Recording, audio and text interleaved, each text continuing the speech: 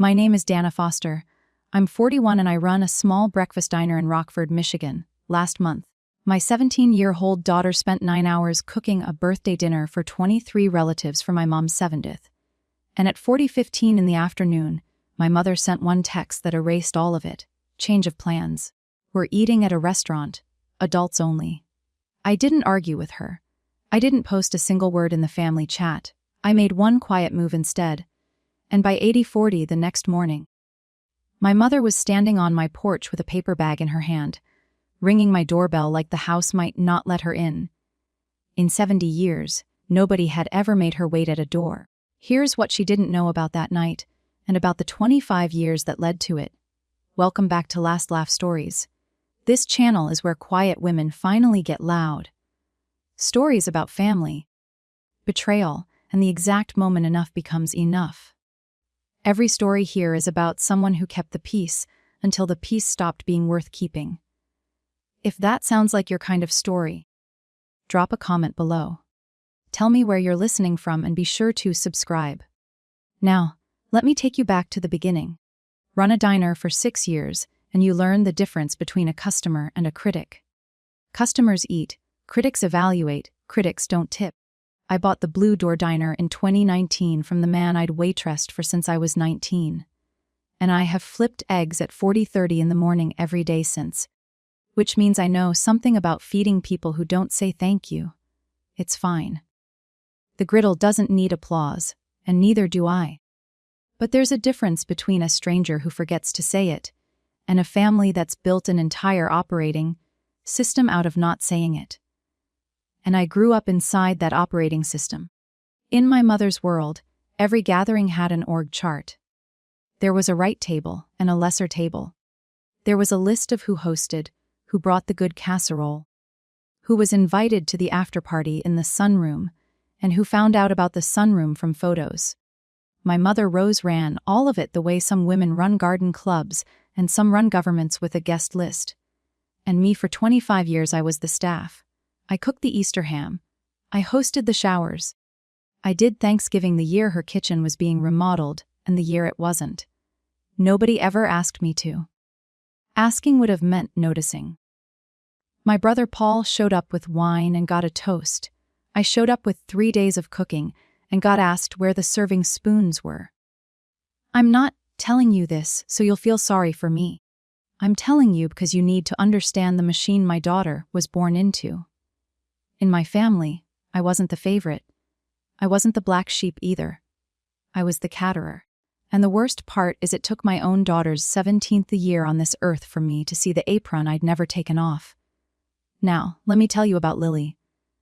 My daughter is 17, a senior, and she is the kind of kid who shows love with her hands. She doesn't gush. She fixes your wobbly chair, charges your phone without being asked, and stands next to me on the diner's Saturday line like she was born holding tongues. She's worked weekends since she was 15, paid on the books, because I don't run my family the way my mother runs hers. When Grandma Rose's 70th came up on the calendar, Lily didn't buy a card. She planned a menu. She spent 2 weeks texting relatives, one by one, asking a single question. What's the one dish you remember from a family dinner that made you happy? She collected the answers like evidence. Aunt Janet said, chicken and dumplings. My cousin's kids voted mac and cheese, the baked kind with the crust, and for my mother. Lily didn't have to ask, because Rose has spent 30 years telling anyone who'd listen about her own grandmother's peach cobbler, the one nobody had ever gotten quite right since. Lily found a version of that recipe online, then adjusted it through 4 test batches, until my kitchen smelled like a county fair. She budgeted the whole dinner out of her own savings. But $3.40 of tip money and babysitting cash, and when I tried to slip her my card at the grocery store, she pushed it back and said, "It's my gift, Mom. Gifts count more when they cost you something." The 17 years old, she handed a place card for every single guest, all 23, in the calligraphy she taught herself off a video. The one that said, Grandma Roder's was the largest. With a gold border she did twice to get straight. I watched her tape the menu to the fridge and I thought, this is the good part of us. Distilled. I had no idea I was watching a test my mother was about to fail. I want to be clear about something. Because I've replayed this part 100 times, I did not walk my daughter into an ambush blind. I know my mother, so 3 weeks out, I pinned it down in writing. I texted Rose birthday dinner at our house. Saturday the 14th, 6 p.m. Lily's cooking the whole thing for you. Yes, and my mother texted back one word, fine. Not lovely, not thank you. Fine. I have hosted enough of her events to know that fine is a yellow light. So a week before at Sunday lunch, I asked again out loud in front of witnesses. Mom, Saturday, our house, Lily's dinner. You're sure? She waved her hand like she was shooing the question off a tablecloth and said, yes, of course. Your house. And then to Sandra, her friend from the club who had stopped by to drop off bridge cards. She added the sentence I should have taken more seriously. Dana's place is cozy.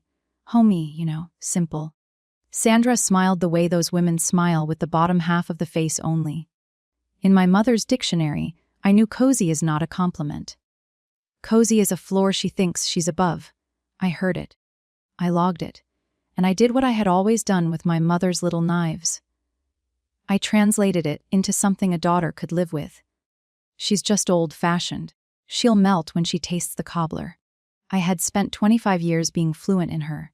And fluency, it turns out, is its own kind of blindness. Because what I heard as a snobby aside was actually a door quietly opening. And through it, 3 weeks later, at 14:15 on a Saturday afternoon, walked Sandra's little gift. The day of the party, Lily was up before I was, and I get up at 40:30 for a living.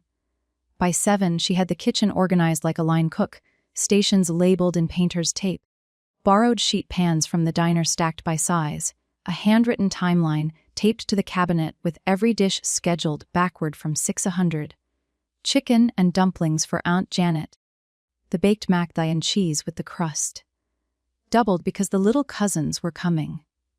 Green beans the way my late father liked them, because Lily wanted him at the table somehow.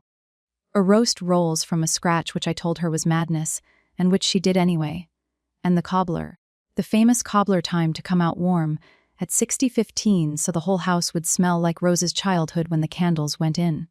My husband Mark ran errands like a man possessed. Ice. Folding chairs, more butter, different butter. I mostly stayed out of the way, which for a diner cook watching someone else run her kitchen is a form of love I hope my daughter someday understands. Around 3, Lily washed her hands, untied her apron, and sat at the dining table to finish the place cards. 23 of them fanned out in rows, her calligraphy getting more confident with each one, she said. Grandma rose at the head of the table. Gold border straightened it twice. At 400, she stood in the doorway surveying 9 hours of work, 6 dishes, a set table, a house that smelled like 3 generations, and she allowed herself one small. At 4:15, my phone lit up on the counter. I remember the exact time because the oven timer read 1:45 on the cobbler, and I remember thinking before I even picked it up, it's her birthday.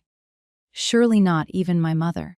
The text was to the whole family group chat, all 23 guests sent 45 seconds before the one she sent to me privately. I checked the timestamps later, and that detail still tells me everything about the order of operations in my mother's hurt.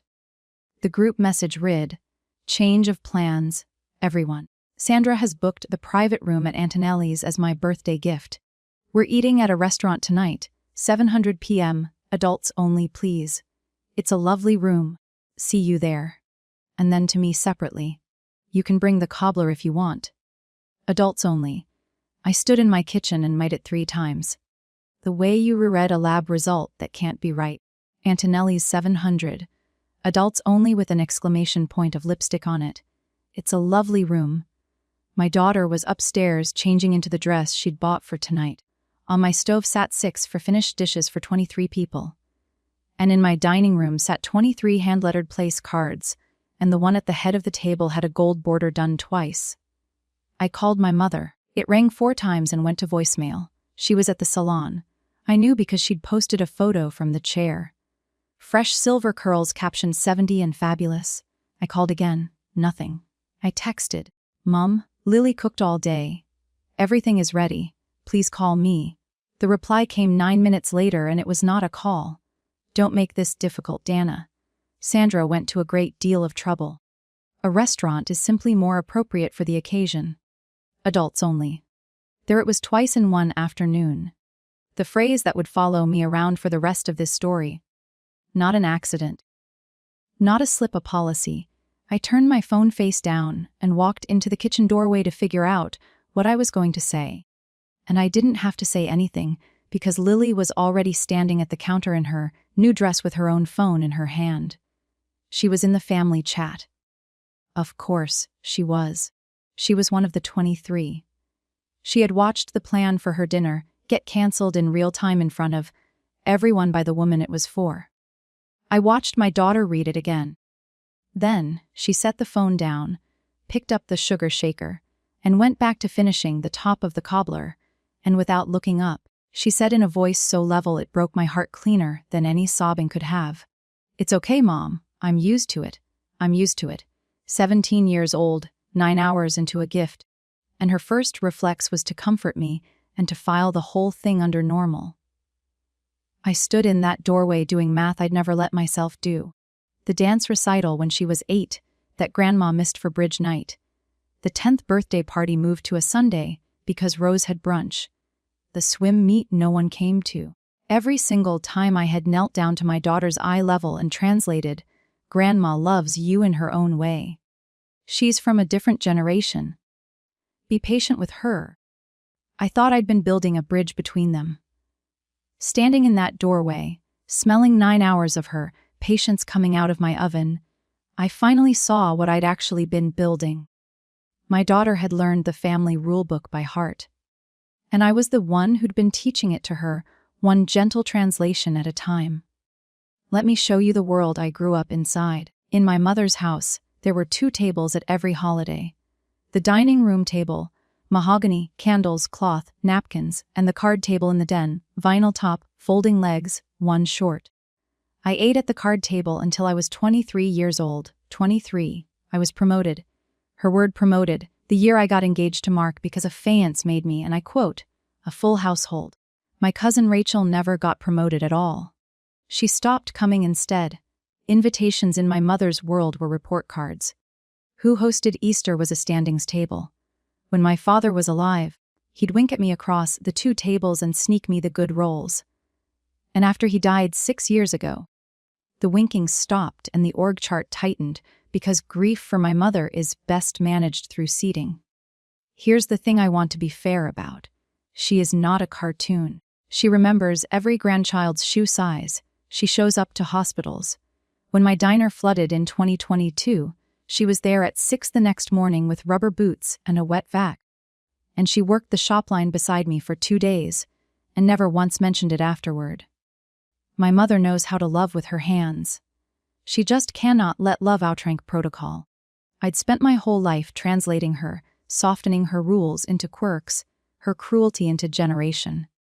But standing in my kitchen that afternoon, with her policy glowing on my phone, a new question walked in and sat down. One I had never once thought to ask in 41 years.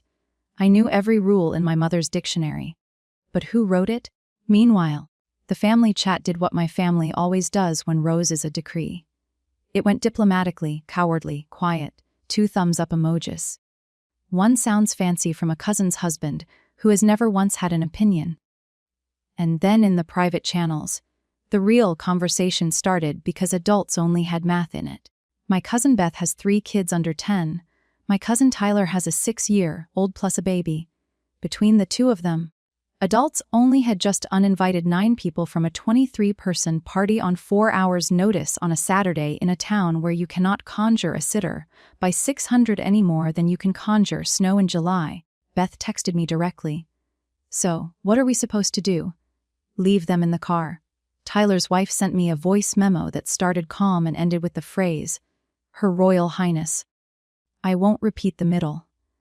And I realized, reading those messages at my kitchen counter, that my mother's new plan hadn't just erased Lily's dinner.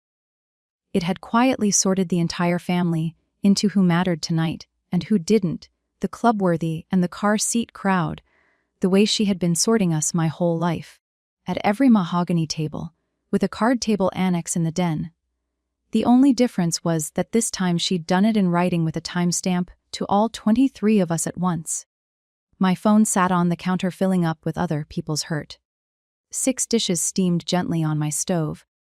And upstairs I could hear my daughter taking off the dress she'd bought for a party that no longer wanted her. Something in me, something that had been on its knees being reasonable for 25 years, very quietly stood up. Before I tell you about the phone call with my brother, let me stop for 1 second. If you've ever watched your child's effort get erased by a sentence from an adult who should have known better, a cancelled visit, a forgotten recital, a "we'll see" that meant no. Tell me in the comments what that sentence was. I read every single one, and I promise you it matters more than the people who said it ever knew. Okay, my brother Paul.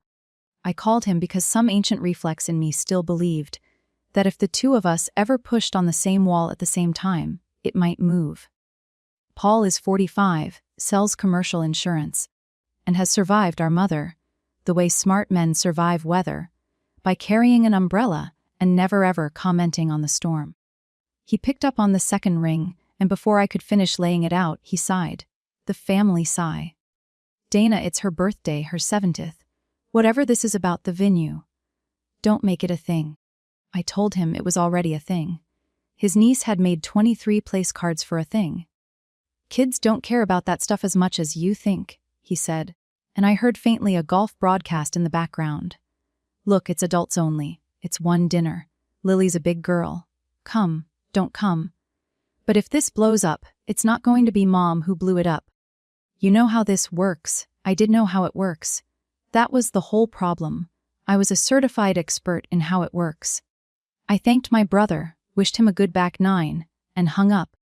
And I crossed the second to last name off the list of people I'd been hoping might stand next to me. The last name on that list was my husband. Mark is a good man. And good men in families like mine come installed with the peacekeeping software. He came home from the ice run to a war zone that smelled like cobbler, listened to the whole thing with his jaw working, and then said the reasonable words I knew he'd say because I'd said them myself for 25 years. One dinner, Dana. We grit our teeth. We go. We come home. It's her 70th. You want to be the story at her 70th. He wasn't wrong by the old rules.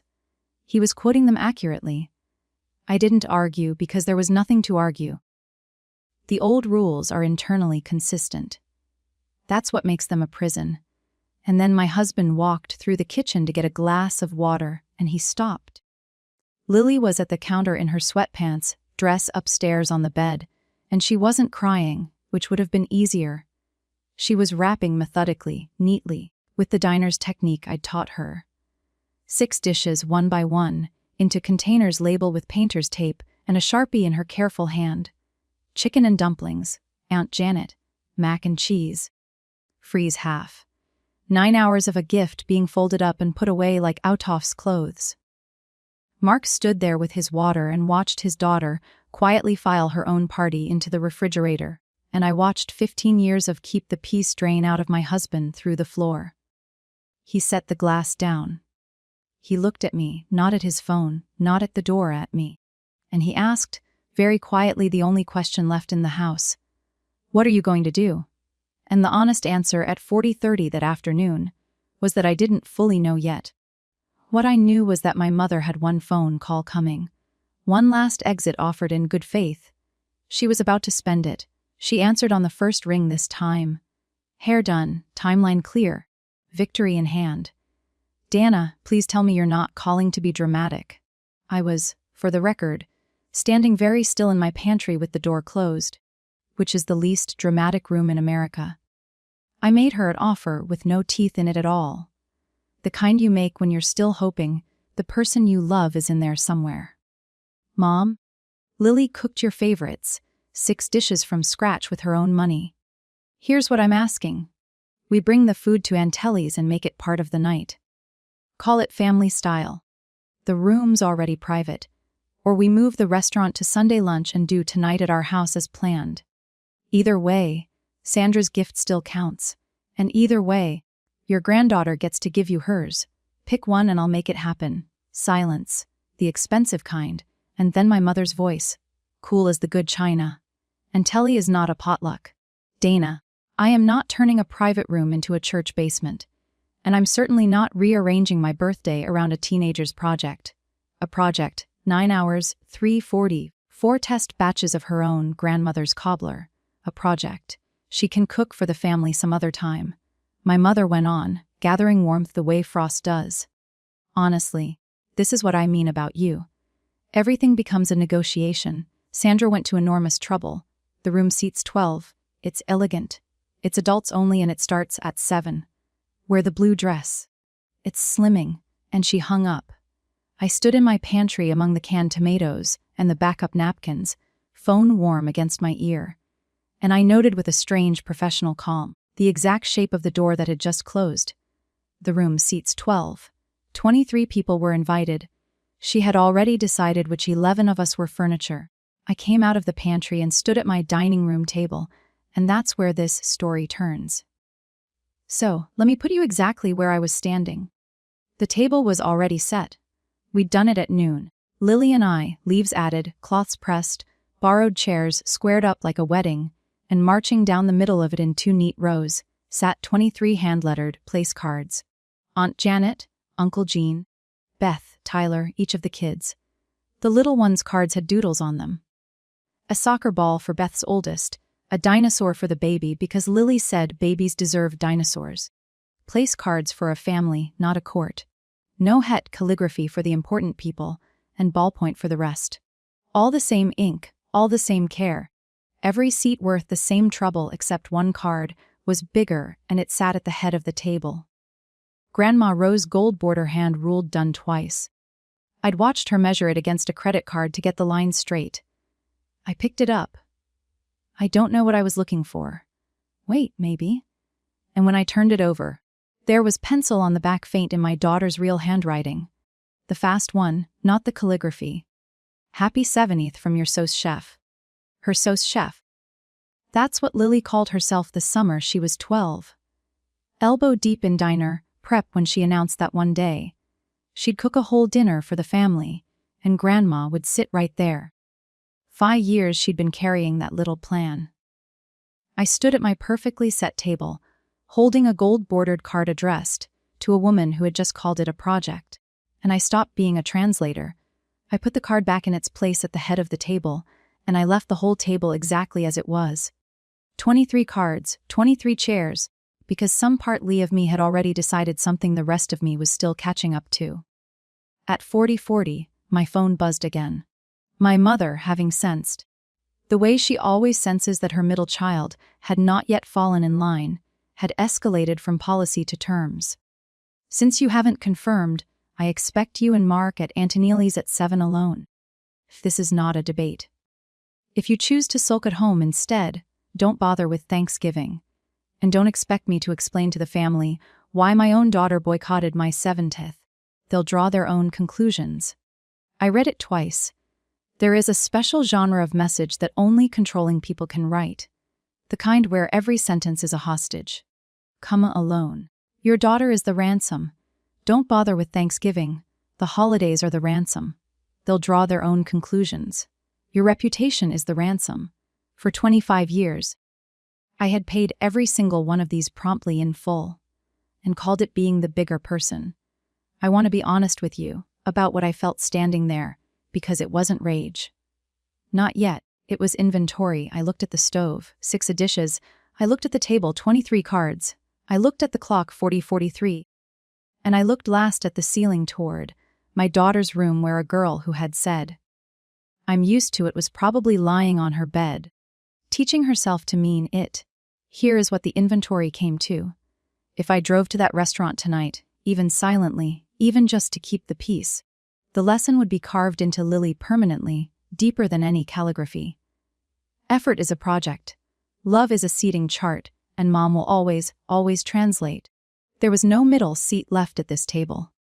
My mother had removed it herself at 40:40 in writing. All that remained was to choose which woman I was going to be at 6000. I went and sat on the edge of my bed for 10 minutes alone and did the thing I'd been avoiding for 25 years. I audited myself, not my mother. Me. The recital when Lily was 8 missed for bridge night. I'm the one who knelt down and said, "Grandma loves you in her own way." The 10th birthday moved to a Sunday for Rose's brunch schedule. I'm the one who called it flexible. The swim meet nobody came to where she got second place and scanned the bleachers twice.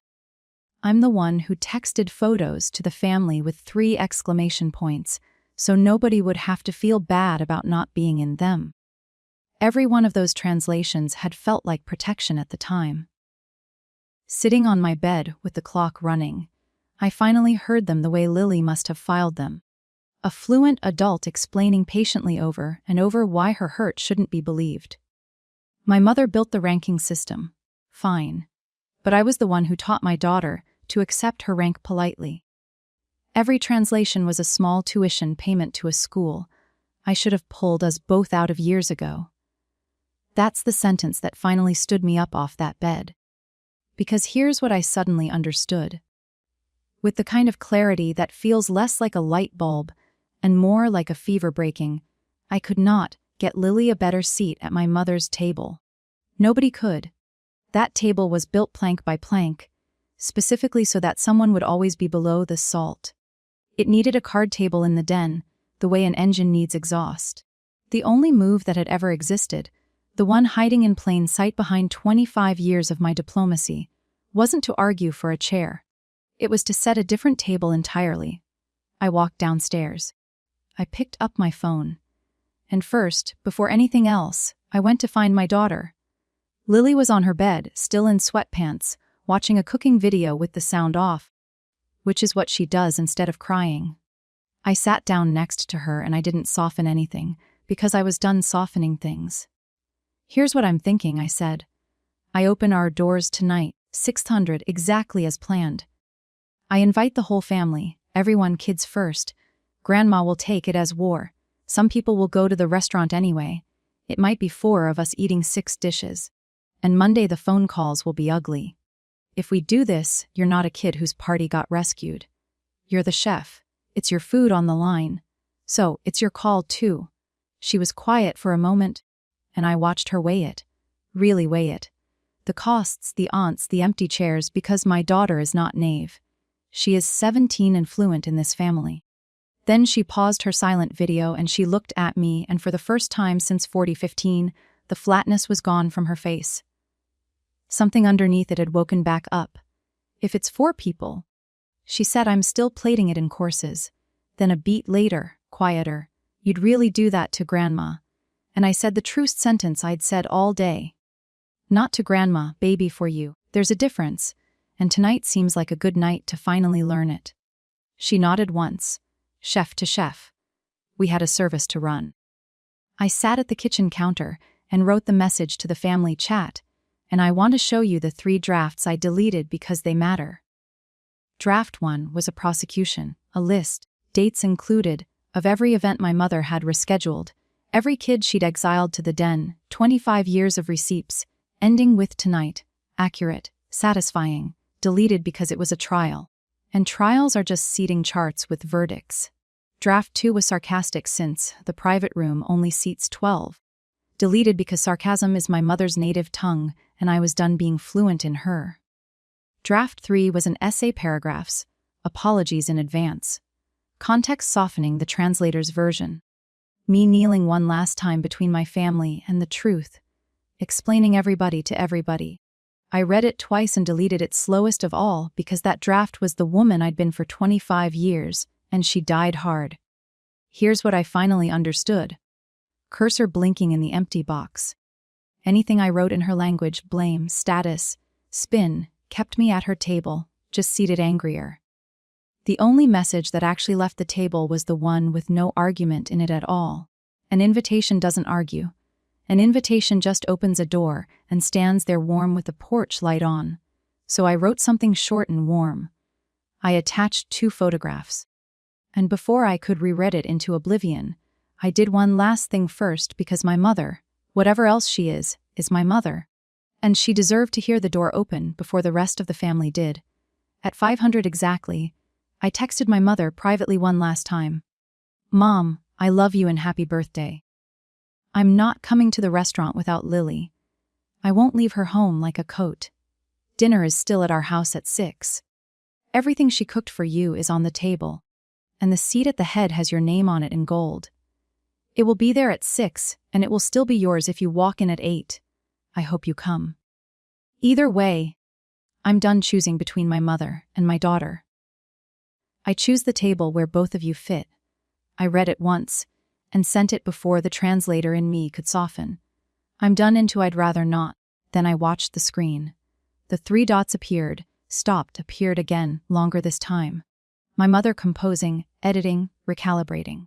A woman who has never once in her life sent a first draft. Then the dots vanished, and in their place, silently, a single word surfaced under my message and just sat there. Seen. 5:03 p.m. Read and dismiss the way you dismiss a waiter. And I'd be lying if I told you it didn't hurt. That little gray word. After 41 years, hurt still finds the gap in the armor. But it also did me one final favor. It burned the last bridge I might have been tempted to stand on, wringing my hands. She had seen the open door. She was choosing the room that seats 12. Okay. Mom, duly noted in writing with a timestamp. Now it was the family's turn. At 5:07 I sent it to the family chat. All 23 of us under my mother's restaurant announcement like a small stone set gently on a big desk. 2 photographs, the dining table fully set, 23 place cards catching the evening light, and a close-up of one dish. The cobbler, golden and imperfect, and obviously homemade, and a short caption, no explanation, no accusation, nothing for anyone to argue with. Dinner is still at 6 at our house, exactly as planned. Everything on the table was cooked for Grandma by Lily from all your favorite recipes. Everyone is welcome at my table. Kids especially. I put the phone face down on the counter. And I'll tell you the same thing I told Mark when he raised his eyebrows at me. I wasn't recruiting. I refused to count who was coming. Refused to check the chat. Refused to turn my daughter's dinner into a poll. The message wasn't a move against the restaurant. The restaurant could have its evening. It was just a fact, stated once this door is open. This food exists, this child cooked it, everyone fits. What people did with that fact would tell me at long last who my family actually was underneath 25 years of seating charts. And I genuinely did not know the answer. Mark flipped his phone over 2 in solidarity, and the 2 of us stood in our kitchen like people waiting out a coin toss. At 5:58, the doorbell rang. It was Beth, her husband, and all 3 kids, the youngest already reaching for me from her hip. And behind them on the walk like a second wave, Tyler's crew, his 6-year-old running ahead, his wife carrying the baby carrier like a lantern. We were always coming here, Beth said, handing me a bag of dinner rolls nobody needed. The other invitation didn't include my children, so as far as I'm concerned, it didn't include me. Aunt Janet arrived at 6 sharp with her coat already off, somehow a woman perpetually ready to do dishes. Then Mrs. Henderson from my dad's side with a bottle of sparkling cider for the chef. 14 people counting us. I did not count the 9 who weren't there. I'll be honest, I noticed. You always notice the gold-bordered card. At the head of the table sat in front of an empty chair all night, and I never once moved it. But 14 people filled my house to the walls anyway, because children count double when a house is being measured for warmth.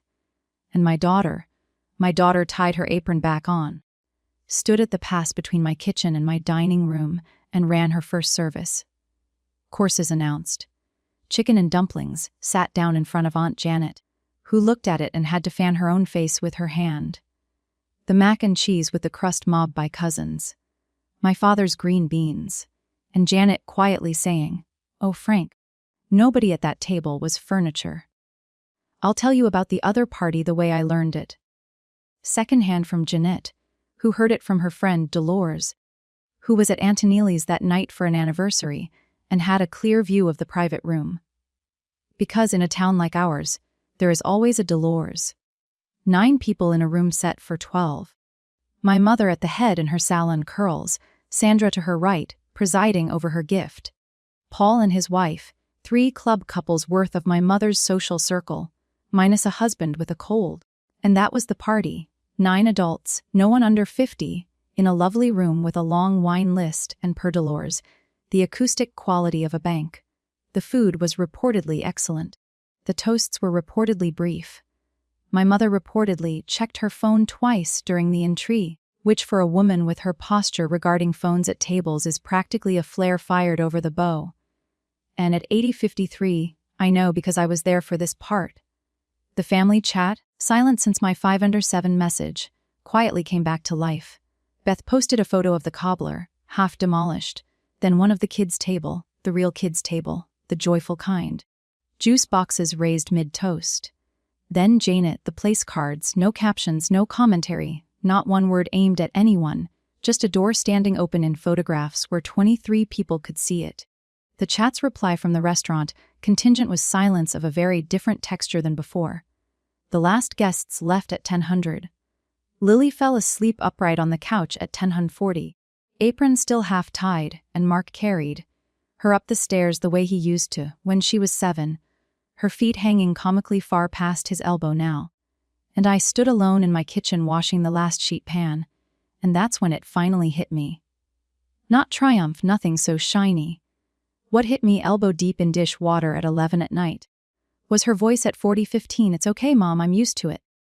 I cried then quietly into the steam for a girl who had taught herself to expect the card table, and for the 25 years of me who had handed her the flashcards.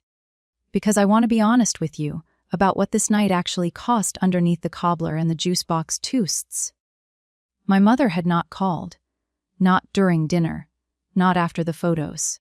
Somewhere across town, she was taking off her earrings in a quiet house, turning 70, furious at me.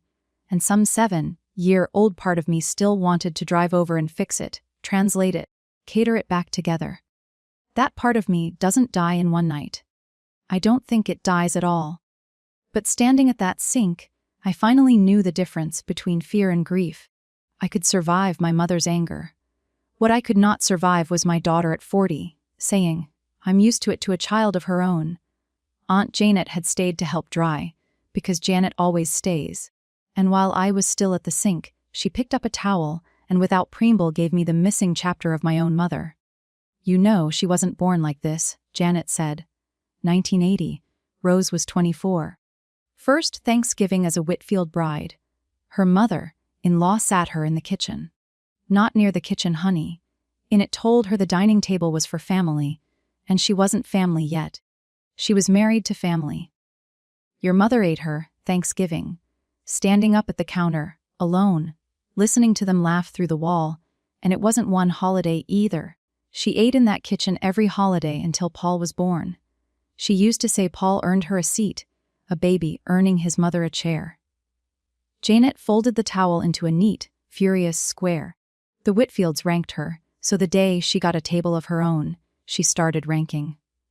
Your mother didn't invent that rule book, Dana. She inherited it. Doesn't excuse it. But that's where the ink came from. I stood with my hands in the cooling water and let that land. My mother, 24, eating alone at a counter. Learning the exact lesson she'd spent 50 years administering, it explained everything. It changed nothing. Or as I finally said to Janet, drying my hands, understanding the ink doesn't unwrite the sentence.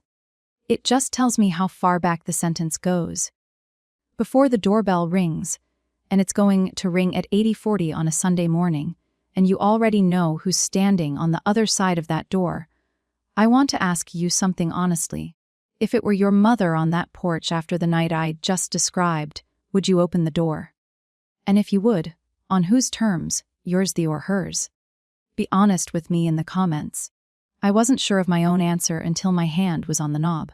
Sunday morning, 8:40. Mark had taken Lily to the diner to return the sheet pans. I was alone with my coffee and the wreckage of a good party when the doorbell rang. Through the frosted glass of my front door, I saw the shape I'd know anywhere. The posture first, because my mother's spine arrives everywhere 10 seconds before she does. But something about the outline was wrong, and it took me a moment to name it. Stillness. My mother does not stand at doors. My mother sweeps through them mid-sentence because every door in this family had always been functionally hers. This shape just stood there, rang once, waited. In her hand, a brown paper with bag held with both hands the way you hold something in a waiting room. I set my coffee down and did not hurry. Not out of cruelty. I want to be precise about this because the difference matters. I wasn't making her wait to punish her. I was making myself slow down, because the woman who usually answered that door in this family was the translator, the fixer, the caterer. Sprinting to smooth the moment before it could mean anything. That woman had had a long night and a longer 25 years, and I'd given her the morning off. The kettle had just boiled. I poured it over the leaves, set 2 cups on the tray out of 41 years of habit, and looked at the second cup for a moment. Then I left it on the tray anyway, and I went and opened the door. My mother came in the way a diplomat enters a country that has just voted wrong. Chin level, eyes doing inventory. She clocked the dining room immediately, table still extended. Cloth still on and down the center, because I hadn't had the heart to clear them. 23 place cards. Her card, the gold-bordered one, still at the head in front of the chair nobody had sat in. I watched her see it. Something crossed her face and was gone like a fish under ice. She sat at my kitchen table, accepted the tea, arranged the paper bag by her feet, and opened with the sentence she had clearly drafted in the car. The family is saying you split the family, Dana. Janet's photos made everything worse. Sandra's friends saw them. Everyone's talking. So, here's what we'll do. You'll post something in the chat today. Light, gracious, you're good at that. Saying it was all a mix-up. 2 celebrations, 1 big happy weekend. And then, we will simply never speak of this again. I stirred my tea and let the sentence finish landing, and I marveled at it. Truly, the way you'd marvel at a cathedral. My mother had lost the actual night, the food, the family, the photographs, and had arrived at my door, before 9 the next morning to negotiate, for the only territory she'd ever really governed, which was the story. Not sorry, not what I missed. Spin, Mom, I said, and I kept my voice in the register I use for burnt orders at the diner, calm and unbudging. I'm not posting anything. I didn't split the family. I set a table. Everyone was invited to it, you most of all. Your name's still on it in gold. You can go look. People sat where they wanted to sit. That's not a mix-up. That's just what happened. And everyone who was in that chat watched it happen. My mother sat down her cup with the tiny click that has ended arguments in our family for 50 years. The click, for the first time in my life, didn't work. What followed was my mother running through her entire arsenal in order, and me discovering cup by cup of cooling tea that none of it worked on a woman who no longer needed a seat. First came the birthday. It was my 70th, Dana. You had one job to be there. I agreed the number was important and observed that Lily had thought so too. 9 hours worth. Then came the bargain offered like a kindness. Fine. At Christmas, Lily can sit at the main table. There. Is that what this was about? Are we finished? And I want you to notice what that offer actually was. My mother, even now, could only imagine the problem as a seating error, solvable by promotion. 1 chair granted from the throne for services rendered. 10 years ago, I would have taken that deal and called it a breakthrough. I would have driven home glowing. Another successful translation. I said no, not angrily, I just declined it. The way you decline a coupon for a store you've stopped shopping at. And my mother stared at me, across her tea like a chess player, watching her opponent stand up mid-aim, and walked cheerfully out of the tournament. And that's when it finally cracked. Not the temper, the posture. Her shoulders came down half an inch. Her voice lost the sale and finish. And my mother, 70 years and 1 day old, asked me the first genuine question she had asked me in 25 years. Then what do you want from me, Dana? What am I supposed to do? The kitchen went very quiet. I set down my cup and I gave her the whole price, the entire toll, the one condition on which the rest of her years with this branch of her family now stood. Nothing with me, Mom. We're square. I got everything I needed at 600 last night. It's Lily you owe. She's in the backyard right now reading on the steps. So, You're going to walk out there, and you're going to tell your granddaughter, not me, her, what her cooking meant. You'll know it went well if she shows you the menu she made you. That's it. That's the whole price of this table. My mother looked at the back door the way soldiers look at open ground. Then she picked up her paper bag and stood. I stayed at the kitchen window because some conversations you're not supposed to hear only guard. My mother crossed my back porch like it was a stage with no marks on it. A woman who has commanded every room of her life, visibly lost in a backyard. Lily looked up from her book, didn't stand. Didn't rescue her either. My daughter is done rescuing adults. And I have never been prouder of a lesson I never meant to teach. And then my mother, in her pressed slacks and her day-old salon curls, lowered herself down onto the concrete step beside my daughter, not the chair 2 feet away, the step, and opened the paper bag, and out of it came a container I recognized, because it had left my house the night before in Aunt Janet's tote. A single serving of peach cobbler, the lid fogged from the fridge. Janet, it turned out, had dropped it on Rose's porch on her way home that night, with a note that said, "Only, you should at least taste it." The fork my mother pulled from that bag was from her own good silver. She had come armed for a ceremony. I watched through the glass as she said something, watched Lily answer one syllable, watched my mother eat cold, on a step. The dessert her granddaughter had rebuilt from 4 test batches of a dead woman's memory. She ate the whole thing slowly, and whatever she said when she finished, I never asked. And Lily has never fully told me that conversation belongs to the 2 of them. I watched my daughter's shoulders come down from around her ears for the first time in 2 days. I watched her go inside and come back out with a piece of cardstock. I knew the menu hand-lettered Rose's 70th birthday dinner across the top. I watched my mother read every line of it with her finger, the way she reads hymnals. They sat on that step for 10 more minutes, an empress and a line cook, and nothing dramatic happened at all. No tears you could see from a window, no hug for the highlight reel. Just 2 people at the same level, eating from the same pan of history. One of them saying thank you approximately 50 years late, and the other one 17, and merciful letting it count. Here's what that morning bought, and what it didn't, because I promised you honest, and I'm keeping the receipt. On her way out, my mother paused next to me at the front door, straightened a picture frame that was already straight, and said, not quite looking at me, "The seasoning in the chicken and dumplings." A pause. Geological. She gets that from my grandmother. Nobody else ever got it right. And then she left, spine first, into the Sunday morning. That was it. That was the entire concession speech. 1 inch of ground delivered sideways about seasoning. But I've been fluent in my mother for 41 years, and I can tell you the translation. That inch was the whole war. The rest of the fallout came in over the following week in the usual family frequencies. Paul texted me privately, "You actually did it." A text managing to be 50% accusation and 50% awe, which for Paul is a standing ovation. 2 of the club circuit relatives went cool at me for a season, and I let them. Frost thaws or it doesn't, and my house was warm either way.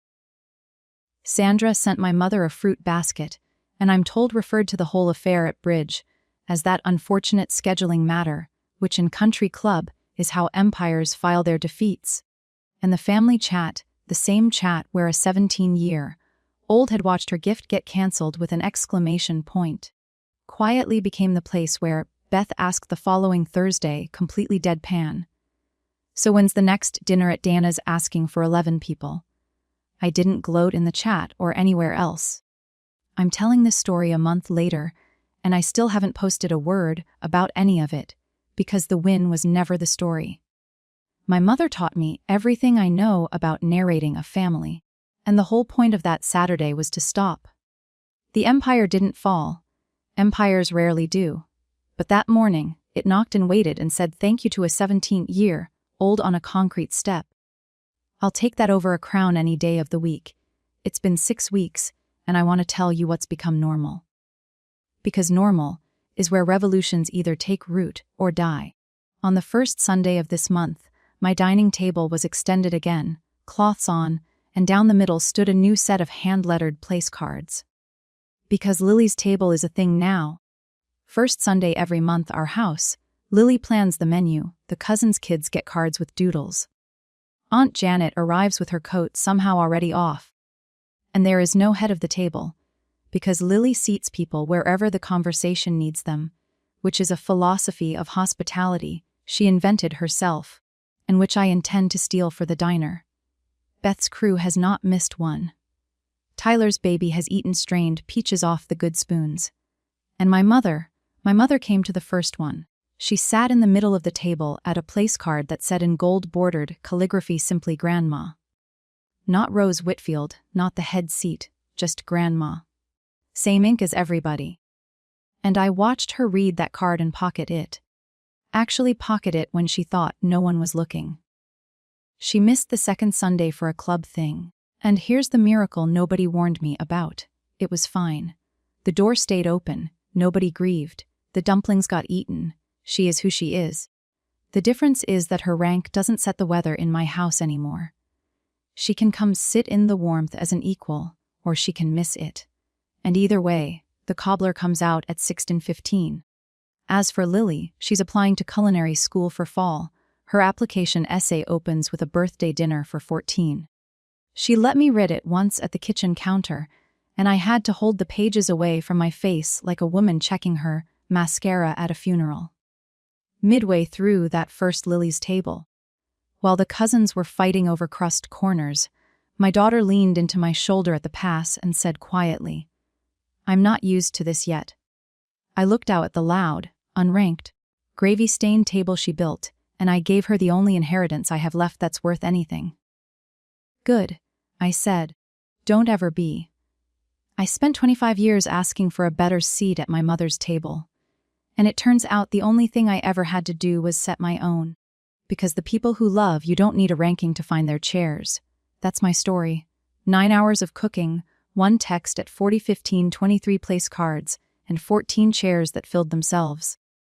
If someone in your family hands out seats like prizes, maybe this is your sign to set your own table and see who shows up hungry. Tell me in the comments who you'd save a chair for. I read every single one. Hit subscribe if this story fed something in you.